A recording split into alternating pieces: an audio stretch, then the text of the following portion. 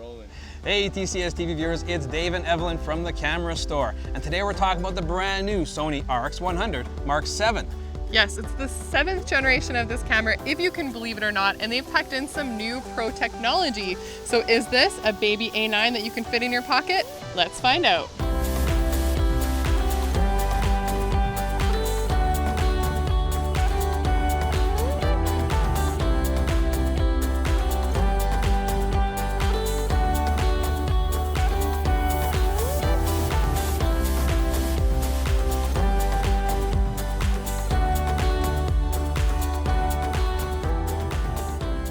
When I think of the RX100 series, I of course think of travel photography, I think of family cam, I think of something that you can bring every day with you instead of all of your big gear. Now something we loved about the RX100 VI was the lens. It's a 24 to 200 millimeter equivalent lens that lends itself to much brighter days for sure. It's not great for low light I'm finding, but it's an incredibly versatile lens. Yeah, now we love that lens in the VI edition because of that versatility, but this is now paired with a new stacked CMOS sensor. It's 20 megapixels, and they've also added some new features that allow this camera to be really great for fast action. This camera features a truly impressive autofocus system. It has 357 phase detect autofocus points, 425 contrast detect autofocus points, and that gives us 68% coverage of the entire frame. Now Sony claims this camera can acquire focus in 1/200th of a second. That is faster than their A9. Now I love that it has real-time autofocus tracking. In any one of the modes that allows for continuous tracking, you can simply depress the shutter button halfway down on the subject that you want to keep in focus. And it can be inanimate, it can be a person, it can be an animal, and it's going to track that subject. If it has eyes, it's going to automatically go to the eyes, and it stays locked on no matter where it is in the frame. Another nice touch that Sony has implemented here is that you can change the autofocus box from white to red. This is going to help you see it in certain lighting conditions. If you're doing a side-by-side spec comparison of the VI versus the VII, you might actually think this is a little bit of a step back in terms of continuous shooting. This camera shoots at 20 frames per second, where the previous version shot at 24, but there's a really big difference. The VII actually has no blackout, which is really amazing. You're actually seeing the action as it happens at 60 frames per second, whereas the VI only gave you the 24 frame per second in a slideshow, and so you basically saw the image before. It was okay, but there was a little bit of a lag to it. This is giving you a much clearer idea of what's happening in the action, and of course you have that real-time continuous tracking autofocus that's able to keep up with that 20 frame per second shooting speed.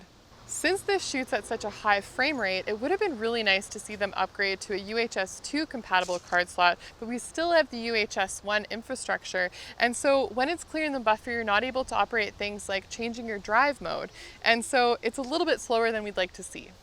And if 20 frames per second wasn't enough for you, you can actually shoot up to 90 frames per second in a special single shot burst. And so you can get 7 frames in less than 1/10 of a second shot at 90 frames per second, which is crazy high speed. This is for kind of specific applications if you have some really fast dramatic action like water ballooning, but it's going to be tough to really make use of it on an everyday basis. This is a really cool feature, and it's unique to the RX100 VII right now. Now keep in mind there are a couple caveats. One of them is it locks off exposure as well as autofocus with that first frame, and you're only capturing the 7 frame burst. If you want to shoot more than that, you just release your finger and you can keep doing it in 7 frame bursts until you fill up your card. And if the action's not fast enough that you need 90 frames per second, you also have the option to go with 60 or 30 frames per second. The last thing you should keep in mind is that this is not a pre-burst mode like we're seeing on the 4K photo option on, say, Panasonic cameras. However, if you're able to anticipate that action moment and shoot it, you can get that 90 frame per second action, and that is absolutely insane for a compact camera like this. The 100 VII is very similar in its design to the 100 VI. Everything from the included electronic viewfinder, which is a very handy feature. I love that it tucks itself away and it makes the camera really sleek when I'm not using it, but on a bright sunny day when the rear screen is tough to view, I have an option. Helps with my stability as well, especially on the longer lengths and lower light situations. Simply push it down with a single finger, it's great. Now, indoors, if you're going to use this camera, you're going to find low light performance is a bit tough. It does have a built-in flash, but it's a tiny, teeny, weeny little flash, which is really only good for very short distances. Now, the lens itself is a 24-200. Now, in low light situations, it's not as good as its Mark V version, which was a 1.8 aperture. This one starts at f2.8, but it's only f2.8 at 24mm, and it quickly goes down to 4.5. So keep that in mind when you're using it. Now, it does have the articulating screen, and vloggers are going to love the fact that we can actually flip it 180. So if I want to do selfies, I can make use of it that way. Now, even more exciting for you vloggers out there, we finally have a built-in mic jack. For video, one of the headline features is a microphone jack, and so I'm plugged in with a Deity microphone right into the camera, which is working out pretty good, I think. You let me know. But we have some other features, including 4K video with virtually no rolling shutter, and that's really exciting for vloggers. I also love this fully articulating flippy screen so I can see how I look, and also see that the focus is working great. It's autofocusing on my eye, and it seems to be working really well, so we'll see how it is in post. During my incredible vlogging test at FolkFest, I noticed a few things. One of them was that the face and eye detection worked exceptionally well, and this is exciting from Sony for having this feature. The one thing you do have to keep in mind is that you have to make sure that your face is fully in the frame and that you're not going in too tight, otherwise it's going to make your face look a little bit soft. When it comes to your video quality, this has 4K with full sensor readout and virtually no rolling shutter. Now that's impressive for a little point and shoot camera, because even there's some mirrorless cameras that don't have full sensor readout. I'm looking at you, Canon. But the video quality that's coming out of this is excellent for both vloggers as well as just regular lifestyle videos or anything you want to fit into a project. Now, to help you with your videography, you have all of the favorite tools, including Zebra, focus peaking, and you can shoot an S-Log or HLG profile. When it comes to your image record limit, there is a 5-minute record limit if you're using the temperature protection mode, but you can turn that off if you want, and you just have to be careful, and holding it can be a little bit uncomfortable because it does get quite hot, so you might need to use a tripod or this little handle.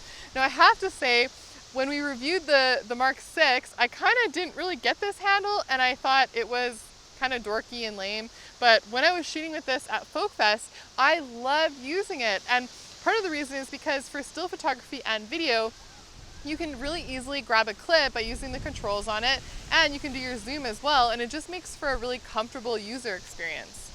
Although this might seem quite pricey for a compact, pocketable video camera option, keep in mind that the sensor on this camera is actually very similar to those that we're seeing in $3,000 to $5,000 video cameras.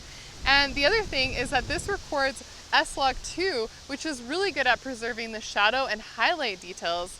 Another thing to note is that this camera only shoots in 8-bit, whether using internal or an external recorder, but it's really good looking 8-bit footage. And I would totally take this as a travel camera or just an everyday lifestyle camera to capture memories or pretty much anything. When it comes to the image quality, I'm really happy with the photographs I've been able to get out of this camera. I think that for photographs of people, the skin tones are really nice, and for nature, everything's really vibrant, punchy, and contrasty, and they look quite good. Even the JPEGs straight out of the camera don't really need a lot of work to them, and I think whatever Sony's doing in the processing backend is making their images look really, really nice. Now, this has a 1-inch sensor, and so you're getting much better resolution and detail than you would out of any smartphone, and a lot of compact cameras too. I think that this camera does perform the best when you're in good light. But when you start to get into darker situations, this camera does struggle a little bit, primarily because of the lens. You're getting a little bit darker on the long end, but just also because of the overall ability of the sensor and the dynamic range. I have to say, Dave, I'm really liking this camera, especially with my little tripod handle. I'm having a lot of fun with it. So I wasn't expecting to like it quite as much as the 6. I thought the 6 was fantastic, but they've improved this camera quite a bit, and it's in the functionality. It looks identical, it has the same features, has my electronic viewfinder, which I love so much, and this brilliant 24-200mm lens. That is great for out and about adventures with family. Yeah, and it is crazy to think that they've actually made a 7th generation of this camera, and they're improving upon the hardware. They're actually listening to photographers and videographers, so they're putting in things like that microphone jack. They have made it so that it can shoot with the amazing autofocus system that we've only previously seen in their pro mirrorless cameras. Yeah, I love the real-time tracking on this. It just makes using a point-and-shoot camera even more of a point and shoot camera that's more accurate. Yeah, you just sort of frame what you want and it tracks the subject you want, and it makes it easy. Yeah, and then for video, of course, having the IF for video makes vlogging and just any kind of videography, whether you're doing home videos or you're traveling, just that much better. It's brilliant. Now, as much as I really enjoy this camera, it's not perfect. Today we were out playing with some water balloons, and this camera is not weather sealed, so they survived, but we were very cautious when we were doing it. Yeah, I'm not sure I'm weather sealed either, but you know. But it is the only sacrifice with this camera is because it's so sleek and high tech, you don't have things like weather sealing, and you really do have to baby it. It's a camera that you really don't want to drop or break. No, speaking of that, I would highly recommend the wrist strap, because on its own, this camera is relatively slick, or the tripod like that. Yes, I think that's why I love this so much, because it does give you a more stable platform, and I just felt so much more secure holding this around, and I look super cool doing it too. Now, Sony does make a little rubber grip that's self-adhesive you put on the camera. It's not very expensive. I don't know why they don't include it in such a premium camera. Yeah, the other thing that I think we'd like to see is a USB-C port. Yes. We do have a micro USB port. And that is so old school. It is a little bit old school. And of course, I know videographers would love to see a headphone jack, but as you're adding larger or more ports to it, it's gonna make the camera bigger too. So for Sony to be able to maintain this really sleek profile, you might have to make that sacrifice. Yeah, now vloggers are gonna love the articulating screen, and they also are gonna love that it has a microphone port, but there's no way of attaching a microphone to this camera whatsoever, so you have to put on an external plate or some kind of system. Yeah, luckily there's a lot of great third-party options, and now there's gonna be a little Sony kit that's gonna include this little tripod handheld thingamajig, as well as a bracket to mount your mic. So that is coming in the future if you want to use a shotgun mic. Oh, that's very cool. Yeah. So let us know what you guys think of this camera by commenting below. Make sure you follow us on Instagram. And if you're new to our channel, please subscribe and hit that notification button so we can catch you again really soon.